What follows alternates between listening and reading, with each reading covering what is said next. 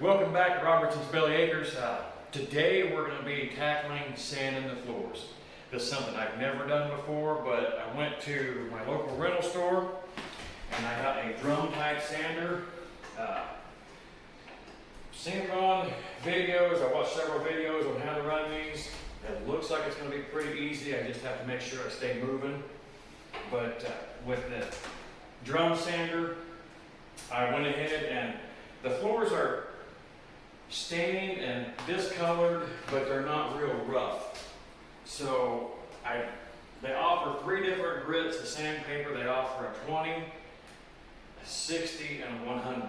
So I went with the 60 and 100 because after talking to him too, he said 60 and 100 is usually what you get. You only get about 200 square feet per sheet. So I got 3 of each of those. We've also borrowed a small disc sander from my brother that we can run around the edges because this will only get within about an inch of the sides. So we'll have to make that work. But we're going to go ahead and check for the floor for staples, make sure there's no staples or nail heads sticking up at all, because all it takes is one will be stapled and that piece of paper is shot. So we're going to jump over here with Rachel and she can show us how she's checking for staples. Alright you guys, if you remember, this entire house was carpeted, so there's lots of staples and stuff in the floor. We have gone over the floor, we've swept, we've vacuumed, we pulled staples, we scooted on our butts, we pulled staples. There's still going to be staples. So here's a quick tip that we found that works. Go and buy one of these shower cleaners. It has an extendable handle, which just makes it nice. And it's just a regular shower cleaner. And so what I'm doing now is I'm taking section at a time and just running this over the floor, and it will catch on any staples or nail heads that come up. So come on, I'll show you how this works. Okay, so I just kind of start and I go back and forth. See, it's kind of leaving blue up there, but it's because that's right at the edge. And I just kind of do this back and forth. I'm not even pressing that hard. I'm just kind of lightly, see, I caught right there. Yep, see that?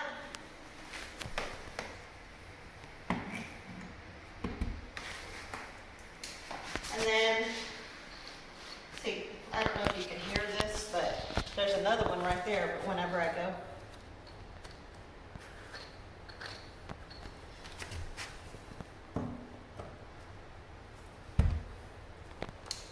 Okay, that's just what we found that was easy to be able to find these, because you guys, that, like Rusty said, those will tear up.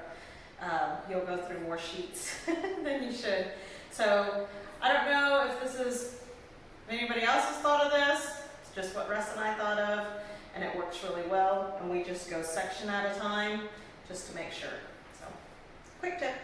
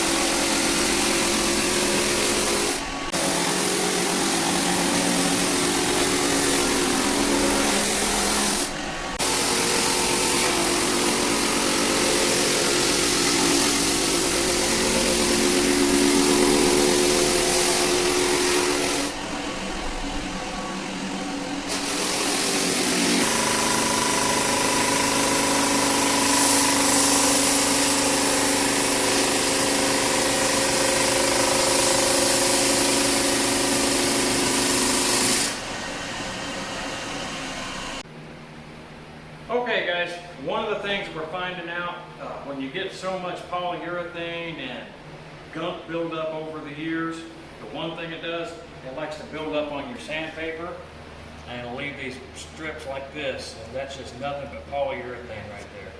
So what I'm doing, I just got a piece of cheap old 2x6. And we're gonna take that and we're gonna put it on here, and we'll just, with the machine running, and we'll just work it back and forth, and it'll chip most of that off. So we'll show you here how that works.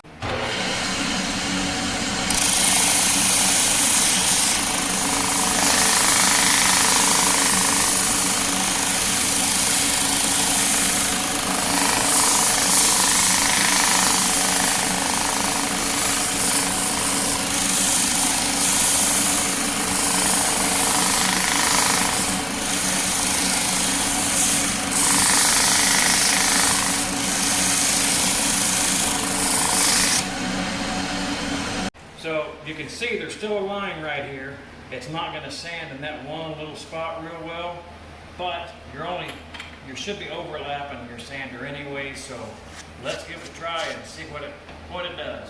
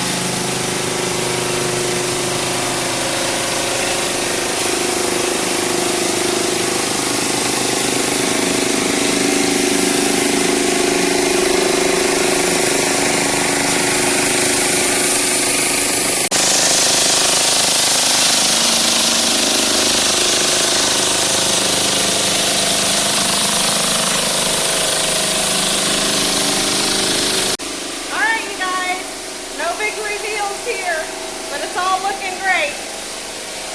Hopefully we can salvage this floor.